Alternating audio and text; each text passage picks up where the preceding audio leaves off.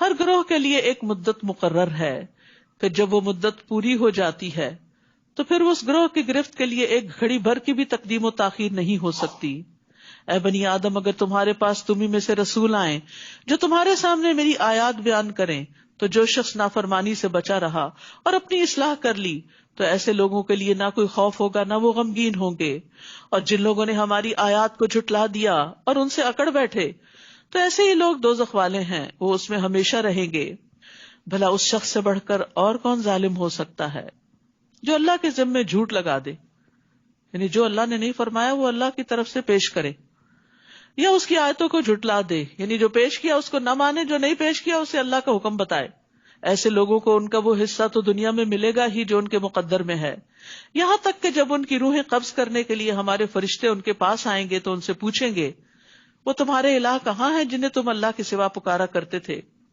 وہ جواب دیں گے، ہمیں کچھ یاد نہیں پڑتا، اپنے کیے کو بھول جائیں گے۔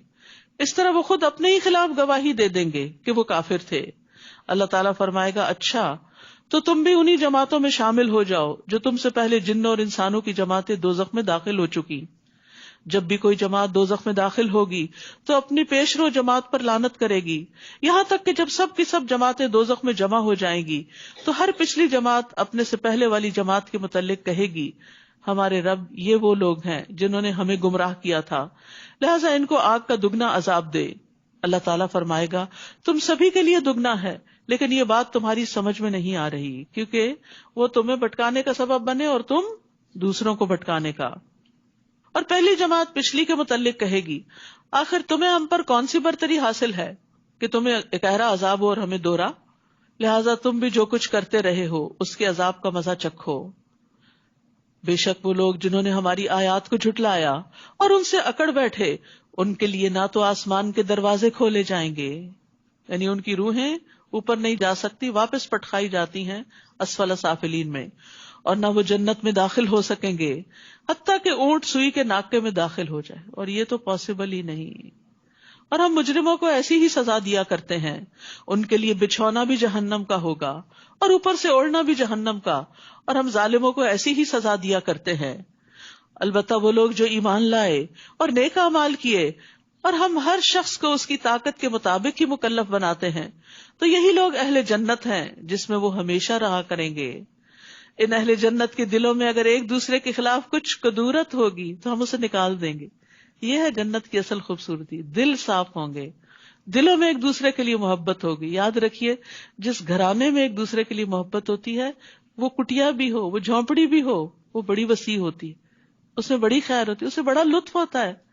اور بڑے بڑے مینشنز میں اگر لوگ اپنے اپنے کمروں میں ہی بند ہو کر رہیں اور کوئی کسی سے بات نہ کرے، کوئی کسی کو دیکھ کے مسکرائے نہیں، سلام نہیں کرے، تو وہ گھر تنگ ہوتے ہیں۔ تو جنت کی خاص خوبی یہاں بتائی گئی، اگر ایک دوسرے کے خلاف کچھ کدورت ہو گئی تو ہم اسے نکال دیں گے۔ دنیا میں رہتے ہوئے کوئی نہ کوئی مس انڈرسٹینڈنگ ہو ہی جاتی ہے، کوئی غلط فہمی ہو جاتی ہے کہ انسان اچھے بھلے انسان کے بارے میں کوئی بری رائے رکھتا ہے، تو وہ بھی نکال دی جائے گی۔ جب پل صراط پار کر لیں گے تو جنت میں جانے سے پہلے ایک اور پل آئے گا، قنطرہ جس کو کہتے ہیں، اس پر لوگوں کو مہذب کیا جائے، حذبوا ونقوا، صاف ستھرا کیا جائے گا اندر سے باہر سے، کیونکہ میدان حشر کی طویل قیام اور تھکاوٹ اور وہ ساری چیزیں ختم کر کے پھر وہ جنت میں داخل کیے جائیں گے، اندر سے بھی صاف، باہر سے بھی صاف۔ اور یہیں پر اعراف ہے جس کا آگے ذکر آ رہا ہے۔ اور وہ کہیں گے، تعریف تو اللہ ہی کے لیے ہے جس نے ہمیں یہ جنت کی راہ دکھائی۔ اللہ اگر ہمیں یہ راہ نہ دکھاتا تو ہم کبھی یہ راہ نہ پا سکتے تھے، اور یہ قرآن یہی جنت کی راہ دکھاتا ہے۔ ہمارے رب کے رسول واقعی حق لے کر آئے، اس وقت انہیں آواز آئے گی، ندا آئے گی، ان تلکم الجنت اورثتموہا بما کنتم تعملون، تم اس جنت کے وارث بنائے گئے ہو اور یہ ان نیک اعمال کا بدلہ ہے جو تم دنیا میں کرتے تھے۔ جنت کے لیے نیک عمل چاہیے، جنت میں جانے کے لیے یہی کرنسی اور یہی ٹکٹ کام آئے گا، اور نیک اعمال اللہ کی توفیق سے ملتے ہیں، اور یہ اللہ کا احسان ہوتا ہے کہ کسی کو ہدایت اور ایمان نصیب کرے، اسی لیے جنت والے اللہ کی طرف اس کو منسوب کریں گے۔ اور اہل جنت دوزخیوں کو پکار کر پوچھیں گے، ہم نے تو ان وعدوں کو سچا پا لیا جو ہم سے ہمارے رب نے کیے تھے، کیا تم سے تمہارے رب نے جو وعدے کیے تھے تم نے بھی انہیں سچا پایا؟ وہ جواب دیں گے ہاں ہم نے بھی سچا پایا. پھر ان کے درمیان ایک پکارنے والا پکارے گا کہ ظالموں پر اللہ کی لعنت ہو. وہ لوگ جو اللہ کی راہ سے روکتے اور اس میں کجی پیدا کرنا چاہتے تھے اور آخرت کے منکر تھے. اہل جنت اور اہل دوزخ کے درمیان ایک اوٹ حائل ہوگی اور آراف پر کچھ آدمی ہوں گے، یعنی کچھ تو جنت میں چلے جائیں گے، کچھ جہنم میں گر جائیں گے اور کچھ بیچ میں سٹک ہو جائیں گے. آراف والے جو ہر ایک کو اس کی پیشانی کے نشانات سے پہچانتے ہوں گے، وہ اہل جنت کو آواز دیں گے تم پر سلامتی ہو. یہ آراف والے ابھی جنت میں داخل تو نہ ہوئے ہوں گے، البتہ اس کی امید ضرور رکھتے ہوں گے. یہ بھی انتظار کے مرحلے، انتظار کی گھڑیاں کتنی تکلیف دہ ہوتی. کبھی آپ کو ایکسپیرینس ہوا ہوگا کہ لوگ جیسے سفر کر رہے ہوتے ہیں تو کچھ لوگوں کا چیک ان فوراً ہو جاتا ہے، کچھ لوگوں کو روک لیا جاتا ہے، کچھ کو امیگریشن پہ بلا لیا جاتا ہے. تو جو لوگ سیدھے سیدھے نکل رہے ہوتے ہیں آپ ان کو دیکھ کے کتنا رش کرتے ہیں، اور جو روک لیے جائے وہ ڈرے ہوئے ہوتے ہیں کہ پتہ نہیں ہمارے ساتھ کیا معاملہ کیا جائے گا. تو وہاں بھی آراف والے ڈرے ہوئے ہوں گے. اہل جنت سے بھی بات کریں گے، ادھر جہنم والوں سے بھی کریں گے. وہ جنت میں داخل نہیں ہوئے لیکن امید رکھتے ہیں. کون ہے یہ؟ وہ جن کے نیک عمل زیادہ نہیں تھے کہ وہ جنت میں جا سکے اور جن کے برے عمل نہیں زیادہ تھے کہ وہ جہنم میں پھینکے جاتے. برابر کے ایکول ہو گیا سب کچھ، کانفلکٹ ہو گیا. حدیث میں آتا ہے کہ اگر کسی کا صحابہ جوں کے انڈے برابر بھی نیک عمل زیادہ ہوگا جنت میں چلا جائے گا. وہاں چھوٹی چھوٹی نیکیوں کی بھی بڑی قدر آئے گی جن کو ہم ایسے ہی گنوا دیتے. چھوٹی سی نیکی ہم کہتے ہیں تو چھوٹی ہے، کوئی بڑی کر لیں گے. نہیں، چھوٹے چھوٹے کام بھی کرتے چلے جائیں. خالی وقت نہ گزارا کریں. سبحان اللہ، الحمدللہ، اللہ اکبر، اللہ کی بڑائی بیان کی، ذکر کیا. اب سفر کر رہے ہیں، راستے میں ہیں، کام کر رہے ہیں، ذکر میں کیا مشکل ہے؟ کچھ مشکل نہیں. ہو سکتا ہے ایک دفعہ کا سبحان اللہ کہنا آپ کو جنت میں لے جانے کا باعث بن جائے. کسی کو کھجور کا آدھا ٹکڑا دینا جہنم سے بچا لے. تو چھوٹی نیکی چھوٹی برائی دونوں ہی کاؤنٹ ہوں گی. اور جب ان کی نگاہیں اہل دوزخ کی طرف پھیری جائیں گی تو کہیں گے اے رب ہمیں ظالم لوگوں میں شامل نہ کرنا. اور یہ آراف والے کچھ لوگوں کو ان کی پیشانیوں سے پہچان کر آواز دیں گے آج نہ تمہاری جمعیت تمہارے کچھ کام آئی. دنیا میں بہت لوگ تھے تمہارے ساتھ، بڑا جتھا تھا، بڑے جان پہچان والے تھے، اور نہ وہ چیزیں جن کے بل پہ تم اکڑا کرتے تھے. تمہاری مال و دولت، اولاد، تمہارا سٹیٹس آج کچھ بھی تو فائدہ نہ دیا. کیا یہ اہل جنت وہی لوگ نہیں جن کے متعلق تم قسم کھا کے کہا کرتے تھے اللہ انہیں اپنی رحمت میں سے کچھ بھی نہ دے گا؟ اگر دینا ہوتا تو دنیا میں بھی کچھ ملتا، کیونکہ دنیا میں وہ بدحال رہے، تکلیفیں اٹھاتے رہے اللہ کی رضا میں. انہیں آج یہ کہہ دیا گیا آج تم جنت میں داخل ہو جاؤ، نہ تمہیں کوئی خوف اور نہ کوئی غم. اور دوزخی اہل جنت کو آواز دیں گے. اب ان کی کمیونیکیشن ہو رہی ہے آپس میں، ہم پر بھی کچھ پانی انڈیل دو، یا اللہ نے جو کچھ تمہیں کھانے کو دیا ہے اس میں سے کچھ ہماری طرف پھینک دو. تمہیں اتنی نعمتیں ملی ہیں، کچھ ہمیں بھی دے دو، صدقہ دے دو ہمیں. اہل جنت جواب دیں گے اللہ تعالیٰ نے یہ دونوں چیزیں کافروں پہ حرام کر دی ہیں، آج نہ پانی ہے نہ کھانا ہے. کیونکہ جہنم میں بھی بھوک تو لگے گی. یاد رکھیے جب گناہوں کی کثرت ہو جائے تو پانی پلانا لازم کر لیں. اس آیت میں اس بات کی دلیل ہے کہ پانی پلانا افضل اعمال میں سے ہے. ابن عباس سے پوچھا گیا کون سا صدقہ افضل ہے، تو انہوں نے کہا پانی پلانا. کیا آپ نے جہنمیوں کو نہیں دیکھا کہ جب وہ اہل جنت سے فریاد کریں گے اور کہیں گے ان افیضوا علینا من الماء، کہ ہم پہ پانی ڈالو. بعض تابعین کہتے ہیں جس کے گناہ زیادہ ہو جائیں وہ پانی پلانا لازم کر لے. اللہ نے کتے کو پانی پلانے والے کے گناہوں کو معاف کر دیا تھا، تو اس آدمی کا کیا مقام ہوگا جو ایک مومن کو پانی پلائے اور اسے زندگی بخشے. تو یہ پانی پلانا چاہے کسی گلاس میں ہو، اپنے گھر والوں کے لیے انڈیلنا. بعض اوقات ہم اس پہ بھی بڑے چلاتے، پانی بھی نہیں لے سکتے، ہم ہی بھریں، ہم ہی ڈالیں، ہم ہی پور کریں. کئی دفعہ جوس کے ڈبے فریج میں پڑے رہتے اس لیے کہ اندر سے کوئی نکال کے ڈالتا نہیں، تو ڈال کے پیش کر دیں تو پی لیں. تو نیکی کی وجہ سے اپنے گناہوں کی بخشش کی خاطر پلاتے رہیں. اور پھر اس سے بڑے بڑے پروجیکٹس بھی ہو سکتے ہیں، کنویں کھدوائے جا سکتے ہیں، نہریں بنوائی جا سکتی ہیں، اور اسی طرح خیر کے کام کیے جا سکتے ہیں. جابر رضی اللہ عنہ کہتے ہیں کہ رسول اللہ صلی اللہ علیہ وسلم نے فرمایا جس نے کوئی کنواں کھدوایا پھر جو بھی پیاسا جاندار اس میں سے پانی پیے، یا کوئی جن یا انسان یا کوئی پرندہ، تو قیامت تک اللہ اس بندے کو اجر دیتا رہے گا، قیامت تک، جب تک وہ کنواں باقی رہے گا، جب تک وہ نلکا چلتا رہے گا.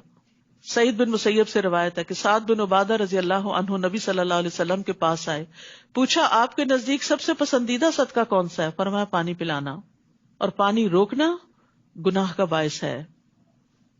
3 شخص ایسے ہیں جن سے اللہ قیامت کے دن کلام نہیں کرے گا، نہ ان کو دیکھے گا نہ پاک کرے گا، اور ان کے لیے دردناک عذاب ہوگا. ان میں سے ایک وہ شخص جس کے پاس ضرورت سے زیادہ پانی تھا، پھر وہ مسافروں کو نہیں پلاتا تھا، کیونکہ اس زمانے میں جن کے پاس پانی تو مر بھی جاتے تھے پیاس سے. اور ایک اور روایت میں آتا ہے کہ آج میں تجھ پہ اپنا فضل نہیں کروں گا جس طرح تو نے اپنے فضل کو روکا ہوا تھا جسے تیرے ہاتھوں نے نہیں بنایا تھا. تو وہ جنہوں نے اپنے دین کو کھیل اور تماشا بنا رکھا تھا اور دنیا کی زندگی نے انہیں دھوکے میں ڈال رکھا تھا، لہٰذا آج ہم انہیں ایسے ہی بھلا دیں گے جیسے انہوں نے اس ملاقات کے دن کو بھلا رکھا تھا اور ہماری آیتوں کا انکار کیا کرتے تھے. ہم ان لوگوں کے پاس ایسی کتاب لائے ہیں جسے ہم نے علم کی بنا پر مفصل بنا دیا ہے. علم کی بنا پر مفصل ہے. یہ کتاب ان لوگوں کے لیے ہدایت اور رحمت ہے جو ایمان لاتے ہیں. ایمان والوں کی تو محبت ہے اس کتاب سے، اور وہ اس کو پڑھنا چاہتے ہیں، سمجھنا چاہتے ہیں، اس کے ساتھ زندگی بسر کرنا چاہتے ہیں. یہ لوگ بس اب اس کے انجام کا انتظار کر رہے ہیں جس کا پتہ یہ کتاب دے رہی ہے. جس دن اس کا انجام سامنے آ جائے گا تو جن لوگوں نے پہلے کتاب کو بھلا رکھا تھا وہ کہیں گے واقعی ہمارے پاس رسول حق بات لے کر آئے تھے. پھر اب کیا ہمارے لیے کوئی سفارشی ہیں جو ہماری سفارش کرے، یا ہمیں دنیا میں واپس ہی بھیج دیا جائے تاکہ جو کام ہم کرتے رہے اس کے علاوہ دوسری قسم کے کام کریں. ان لوگوں نے اپنے آپ کو خسارے میں ڈال دیا، اور جو کچھ بھی وہ باتیں بنایا کرتے تھے انہیں کچھ یاد نہ رہے گی. ان ربکم اللہ الذی خلق السماوات والارض فی 6 ایام ثم استوى علی العرش. یقیناً تمہارا رب وہ اللہ ہے جس نے آسمانوں اور زمین کو 6 دن میں پیدا کیا، پھر اپنے عرش پر قرار پکڑا. وہی رات کو دن پر ڈھانک دیتا ہے، پھر دن رات کے پیچھے دوڑا چلا آتا ہے، اور سورج، چاند، ستارے سب چیزیں اللہ کے حکم کے تابع ہیں. یاد رکھو اسی نے پیدا کیا تو حکم بھی اسی کا چلے گا. یہ ساری مخلوق، یہ ساری کائنات اس کی ہے، ان سب پہ اسی کا حکم چلتا، وہی چلا رہا ہے ان سب کو. تو بندے کو بائی چوائس اپنے اوپر اللہ کا حکم نافذ کرنا چاہیے. بڑا بابرکت ہے اللہ جو سارے جہانوں کا رب ہے. اپنے رب کو گڑ گڑاتے ہوئے اور چپ کے پکارو، یقیناً وہ حد سے بڑھنے والوں کو پسند نہیں کرتا. تو دعا کے بھی آداب ہیں. دعا میں وہ طریقے اختیار نہیں کرنے چاہیے کہ جو سنت سے ثابت نہیں. تضرع کا مطلب ہوتا ہے اللہ کے سامنے ذلت اور عاجزی اختیار کرنا. اللہ میں بہت گناہ گار ہوں، اپنے گناہوں کا اقرار کرتے ہوئے دعائیں مانگنا. اور خفیہ کا مطلب ہے چھپ چھپ کے رونا اور چھپ چھپ کے دعائیں کرنا، کیونکہ ریاکاری کرنے والوں کو اللہ کی ربوبیت پہ یقین نہیں ہوتا. اور منافقین تو دھوکہ دے رہے تو لوگوں کے سامنے ٹسوے بہاتے اور لوگوں کو یقین دلاتے ہیں ہم بڑے نیک ہیں، حالانکہ اکیلے میں نہ کبھی روئے اور نہ کبھی ایسی دعائیں مانگی. تو چھپ کر رب کو پکارنے کی بات کی جا رہی ہے. حسن بن نبی حسن کہتے ہیں ہم نے ایسے لوگوں کا زمانہ پایا جس میں زمین پر عمل کرنے والے جب اپنے عمل کو چھپانے کی قدرت رکھتے تھے تو اپنے عمل کو کبھی ظاہر نہیں کرتے تھے، اور وہ دعاؤں میں بہت محنت کرتے لیکن کوئی ان کی آواز نہیں سنتا تھا. یہ ان کے اور ان کے رب کے درمیان سرگوشیاں ہوتی تھی. دل ہی دل میں پکارو، چپ کے پکارو، گڑ گڑا کے پکارو، رو کے پکارو، چھپ کے پکارو، تاکہ آپ کا اور اپنے رب کا ایک 1-on-1 کنیکشن ہو. اور زمین میں حالات کی درستگی کے بعد ان میں بگاڑ پیدا نہ کرو، اور اللہ کو خوف اور امید سے پکارو. یعنی دعا مانگتے ہو مایوس نہ ہو، امید بھی ہو اور ڈر بھی ہو کہ کہیں میرے کوئی گناہ نہ رکاوٹ بنے. یقیناً اللہ کی رحمت نیک کردار لوگوں سے قریب ہے، محسنین کے قریب ہے. تو یاد رکھیے ایمان، تقوی، احسان، اس کی وجہ سے رحمتیں اور برکتیں ملتی ہیں. وہی تو ہے جو اپنی رحمت بارش سے پیشتر ہواؤں کو خوشخبری کے طور پہ بھیجتا ہے، حتیٰ کہ وہ ہوائیں بھاری بادلوں کو اٹھا لاتی ہیں تو ہم ان بادلوں کو کسی مردہ علاقے کی طرف چلاتے ہیں، پھر اس سے بارش برساتے ہیں تو اسی مردہ زمین سے ہر طرح کے پھل نکالتے ہیں. اسی طرح ہم مردوں کو بھی زمین سے نکال کھڑا کریں گے. شاید اس مشاہدے سے تم کوئی نصیحت پکڑو. اور عمدہ زمین اپنے رب کے حکم سے خوب سبزہ اگاتی ہے، اور جو خراب زمین ہوتی ہے اس سے جو کچھ تھوڑا بہت نکلتا ہے وہ بھی ناقص ہوتا ہے. تو یہ زمین سے مراد انسان ہے. اچھے انسانوں سے بڑے پیمانے پہ خیر پھوٹتی ہے، اور جن کے اندر شر ہوتا ہے وہ چھوٹی سی خیر کرتے ہیں تو اس میں بھی کچھ شر چھپا ہوا ہوتا ہے. اسی طرح ہم اپنی آیات کو مختلف طریقوں سے ان لوگوں کے لیے بیان کرتے ہیں جو شکر بجا لاتے ہیں. لقد ارسلنا نوحا الی قومہ، ہم نے نوح علیہ السلام کو اس کی قوم کی طرف بھیجا. ہر نبی اپنی قوم کی طرف بھیجا گیا. تو اس نے کہا اے میری قوم، اللہ کی عبادت کرو جس کے بغیر تمہارا کوئی الہ نہیں. میں تم پر ایک بڑے دن کا عذاب واقع ہونے سے ڈرتا ہوں. اس کی قوم کے سرداروں نے کہا ہم تو تمہیں سری گمراہی میں دیکھتے ہیں. اس نے کہا برادران قوم، میں گمراہی میں پڑا ہوا نہیں، بلکہ میں تمام جہانوں کے رب کا رسول ہوں. میں تمہیں اپنے رب کے پیغامات پہنچاتا ہوں اور تمہاری خیر خواہی کر رہا ہوں. یہ ہوتا ہے پیغمبروں کا طریقہ کہ مخالفین کی بھی خیر خواہی کرتے ہیں، کیونکہ جو کچھ مجھے اللہ کی طرف سے معلوم ہے اسے تم نہیں جانتے. تو دو صفات ایسی ہیں جو داعی کے اندر ہونی چاہیے، اللہ کی طرف بلانے والے کے اندر. اگر وہ ان سے اپنے آپ کو آراستہ کر لے تو اس کے کام میں قبولیت اور برکت ہوتی ہے. نمبر 1 لوگوں کی سچی خیر خواہی، اور نمبر 2 علم. دل میں آپ لوگوں کے خیر خواہ ہوں، ان کی تنقید کے باوجود ان کی خیر خواہی کرتے رہے. وہ آپ کو تکلیف بھی دیں پھر بھی آپ ان کا بھلا سوچتے رہیں، ان کے لیے دعائیں کرتے رہیں. اور دوسرا یہ کہ جو چیز بتا رہے ہیں اس کے بارے میں صحیح طور پر علم بھی ہو، جان کر، علم حاصل کر کے. کیا تمہیں اس بات پر تعجب ہے کہ تمہارے پاس نصیحت تمہارے رب کی طرف سے ایک ایسے آدمی کے ذریعے آئی ہے جو تمہیں میں سے ہے، تاکہ وہ تمہیں برے انجام سے ڈرائے اور تم نافرمانی سے بچو تاکہ تم پہ رحم کیا جائے. چنانچہ انہوں نے نوح کو جھٹلا دیا تو ہم نے نوح کو اور اس کے ساتھیوں کو جو کشتی میں سوار تھے بچا لیا، اور ان لوگوں کو غرق کر دیا جنہوں نے ہماری آیات کو جھٹلایا تھا. بلا شبہ وہ اندھے لوگ تھے، سب کچھ دیکھتے ہوئے بھی سمجھ نہیں رہے تھے. اور قوم عاد کی طرف ہم نے ان کے بھائی ہود کو بھیجا علیہ السلام. اس نے اپنی قوم کے لوگوں سے کہا اللہ کی عبادت کرو جس کے بغیر تمہارا کوئی الہ نہیں. کیا تم اللہ سے ڈرتے نہیں ہو؟ یعنی اس کو چھوڑ کے کسی اور کی طرف متوجہ ہوگے تو کل اس کے سامنے جا کر کیا جواب دو گے؟ اس کی قوم کے کافر سرداروں نے کہا ہم تو تجھے کم عقل آدمی دیکھتے ہیں اور ہمارا خیال ہے کہ تم جھوٹے ہو. سبحان اللہ. اللہ سبحانہ وتعالی اپنی مخلوق میں سے بہترین لوگوں کو چنتا ہے نبوت کے لیے. وہ جو اللہ کی نگاہ میں اتنے اچھے، وہ لوگوں کی نگاہ میں اتنے حقیر ہو گئے کہ وہ اللہ کا پیغام ان کو پہنچا رہے. تو اس سے دائی کو بہت حوصلہ ملتا ہے کہ اگر اللہ کے بہترین بندوں کو لوگوں نے اس طرح کے نام دیے کہ ہم تجھے کم عقل دیکھتے ہیں، انا لنراک فی صفاہا، اور ہم آپ کو جھوٹا خیال کرتے ہیں. حالانکہ نبوت کی شرائط میں سے ایک یہ کہ نبی ہمیشہ سچ بولتا ہے، صادق اور امین ہوتا ہے. تو پھر اگر ہمیں کوئی جھوٹا کہہ دے اور اگر ہمیں کوئی بے وقوف کہہ دے تو ہمیں مائنڈ نہیں کرنا چاہیے، کیونکہ ہم سے زیادہ اچھے لوگوں کو کہہ دیا گیا تھا. پھر بھی انہوں نے اپنا کام جاری رکھا، پھر بھی انہوں نے خیر خواہی کی، پیچھے نہیں ہٹے. ہود علیہ السلام نے کہا اے میری قوم، میں نادان نہیں ہوں بلکہ میں تو جہانوں کے رب کا رسول ہوں. یہ ہے انبیاء کے اخلاق. قوم نے کہا ہم تجھے بے وقوف سمجھتے ہیں، انہوں نے کہا میں بے وقوف نہیں ہوں. بس سٹاپ، فل سٹاپ. یہ نہیں کہا بلکہ تم بے وقوف، یہ نہیں کہا. ابلغکم رسالات ربی وانا لکم ناصح امین، میں تمہیں اپنے رب کے پیغامات پہنچاتا ہوں اور تمہارا امین اور خیر خواہ ہوں. کیا تم اس بات پر تعجب کرتے ہو کہ تمہارے رب کی طرف سے تمہارے پاس نصیحت ایک ایسے آدمی کے ذریعے آئی ہے جو تمہیں میں سے ہے، تاکہ وہ تمہیں برے انجام سے ڈرائے. اور اللہ کا یہ احسان یاد کرو جب اس نے تمہیں قوم نوح کے بعد زمین کا جانشین بنایا اور تمہیں خوب تنومند یعنی طاقتور بنایا. بس اللہ کی نعمتوں کو یاد کرو تاکہ تم فلاح پاؤ. وہ کہنے لگے کیا تو ہمارے پاس اس لیے آیا ہے کہ ہم ایک اللہ ہی کی عبادت کریں اور جنہیں ہمارے آباء و اجداد پوچھتے رہے انہیں چھوڑ دیں؟ یہ تھا ان کی گمراہی کا سبب. کوئی دلیل نہیں سوائے اس کے کہ باپ دادا کے پیچھے چلیں گے. یاد ہے دنیا کے معاملات میں ہم باپ دادا کے پیچھے کوئی نہیں چلتے. ہم میں سے کون ہے جو دادی والے کپڑے پہنتا ہے آج یا نانی والے کھانے پکاتا ہے؟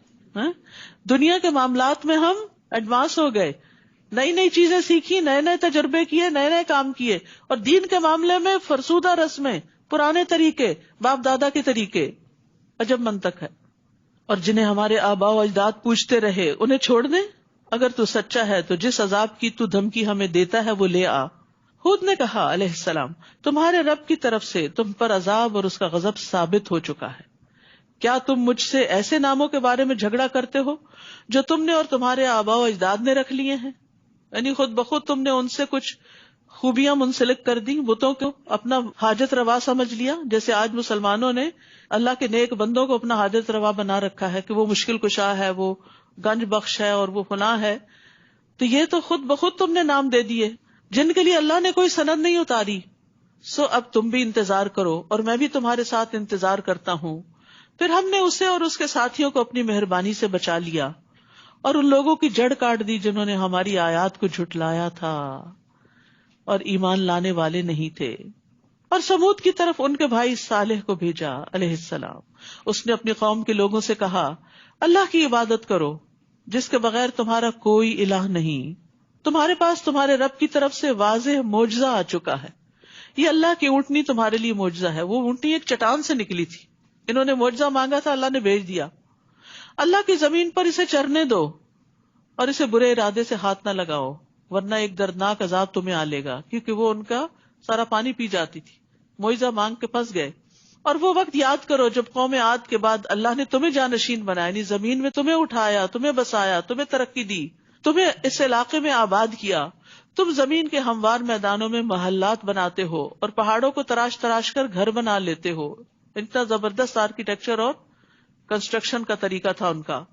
لہٰذا اللہ کے احسانات کو یاد کرو، یعنی جس نے تمہیں عقل، سمجھ اور یہ وسائل، ریسورسز اور ان کو استعمال کرنے کے طریقے سکھائے، اور زمین میں فساد نہ مچاتے پھرو. خود علیہ السلام کی قوم کے متکبر سرداروں نے ان کمزور لوگوں کو جو ان میں سے ایمان لا چکے تھے کہا، کیا تم جانتے ہو کہ صالح اپنے رب کا رسول ہے؟ یعنی تم کیوں مان گئے ہو؟ تم کیوں صالح کے پیچھے جا رہے ہو؟ تمہارے پاس کیا دلیل ہے؟ یعنی ان سے جھگڑنے لگے. وہ کہنے لگے جو کچھ اسے دے کر بھیجا گیا ہم تو اس پر ایمان رکھتے ہیں. متکبر کہنے لگے جس بات پر تم ایمان لانے والے ہو ہم اسے ماننے والے نہیں. سمجھنے کی، جاننے کی کوشش ہی نہیں کی تو ایمان کہاں سے آتا. چنانچہ انہوں نے اونٹنی کی کونچیں کاٹ ڈالی اور اپنے رب کے حکم سے سرتابی کی اور کہنے لگے، صالح اگر تو رسول ہے تو جس عذاب کی تو ہمیں دھمکی دیتا ہے وہ لے آ. کیا حوصلہ تھا ان لوگوں کا، کیا اکڑ تھی، کیا تکبر تھا کہ اپنے لیے عذاب مانگا. آخر انہیں زلزلے نے آ لیا اور وہ اپنے گھروں میں اوندھے پڑے کے پڑے رہ گئے. بڑی بڑی عمارتیں انہیں کے اوپر گر پڑی. پھر صالح یہ کہتے ان کے ہاں سے چلے گئے، اے قوم میں نے تمہیں اپنے رب کا پیغام پہنچا دیا تھا اور تمہاری خیر خواہی بھی کی، لیکن تم تو خیر خواہی کرنے والوں کو پسند ہی نہیں کرتے. اور لوط نے جب اپنی قوم سے کہا علیہ السلام، تم بے حیائی کا وہ کام کرتے ہو جو تم سے پہلے اہل دنیا میں سے کسی نے بھی نہیں کیا. تم شہوت رانی کے لیے عورتوں کو چھوڑ کر مردوں کے پاس آتے ہو. تم تو حد سے بڑے ہوئے لوگ ہو. یعنی عجیب و غریب خواہشات تھیں ان کی. اور اس کی قوم کو اس کے سوا کوئی جواب بن نہ پایا کہ انہوں نے یہ کہہ دیا، اپنی بستی سے انہیں نکال دو، یہ لوگ بڑے پاک باز بنتے ہیں. یعنی نصیحت کرنے والوں کو ہی ختم کر دو تاکہ کوئی برا بھلا کہے ہی نہ، کیونکہ وہ اپنے برے اعمال پہ فخر کرتے تھے اور نیک لوگوں کا مذاق اڑاتے. یہ بری قوموں کا یہی حال ہوتا ہے کہ وہ نیکی کرنے والوں کو بے وقوف سمجھتے ہیں اور جن گناہوں کی گندگی میں وہ گرفتار ہوتے ہیں اس پہ فخر کرتے ہیں. چنانچہ ہم نے لوط اور اس کے اہل خانہ کو بچا لیا بجز اس کی بیوی کے کہ وہ باقی ماندہ ہلاک ہونے والوں میں سے تھی، کیونکہ اس کی ہمدردیاں اس بری قوم کے ساتھ تھی. تو جو جس کے ساتھ محبت کرتا ہے اسی کے ساتھ اٹھتا ہے. اور اس قوم پر پتھروں کی بارش برسائی، بس دیکھ لیجئے کہ مجرموں کا انجام کیسا ہوا. اور اہل مدین کی طرف ہم نے ان کے بھائی شعیب کو بھیجا علیہ السلام. اس نے کہا، اے میری قوم اللہ کی عبادت کرو، تمہارے لیے اس کے سوا کوئی الہ نہیں. تمہارے پاس تمہارے رب کی طرف سے ایک واضح دلیل آ چکی ہے، لہذا ناپ اور تول پورا رکھا کرو اور لوگوں کو ان کی چیزیں کم نہ دیا کرو. لین دین میں ڈنڈی مارتے تھے. اور زمین میں اصلاح ہو جانے کے بعد اس میں بگاڑ پیدا نہ کرو. یہی بات تمہارے لیے بہتر ہے اگر تم واقعی مومن ہو. اور زندگی کی ہر راہ پر رہزن بن کر نہ بیٹھ جاؤ کہ لوگوں کو دھمکاتے پھرو، اور جو شخص اللہ پر ایمان لائے اسے اس کی راہ سے روکنے لگو. یعنی راستوں پر اس لیے نہ کھڑے ہو جاؤ کہ اللہ کے راستے سے لوگوں کو روکو، اور جو دین کی طرف آئے انہیں اس سے منع کرو. اور اس سیدھی راہ میں کجی کے درپے ہو جاؤ. اور وہ وقت یاد کرو جب تم تھوڑے تھے تو اللہ نے تمہیں زیادہ کر دیا، اور دیکھو کہ فساد کرنے والوں کا انجام کیا ہوتا ہے. وَإِن كَانَ طَائِفَةٌ مِّنكُمْ آمَنُوا بِالَّذِي أُرْسِلْتُ بِهِ وَطَائِفَةٌ لَّمْ يُؤْمِنُوا فاصبروا حتی یحکم اللہ بیننا وہو خیر الحاکمین. اور اگر تم میں سے ایک فریق ایسا ہے کہ جو کچھ مجھے دے کر بھیجا گیا اس پر ایمان لے آیا اور دوسرا فریق ایمان نہیں لایا تو صبر کرو یہاں تک کہ اللہ ہمارے درمیان فیصلہ کر دے اور وہی سب سے بہتر فیصلہ کرنے والا ہے. وآخر دعوانا ان الحمد للہ رب العالمین.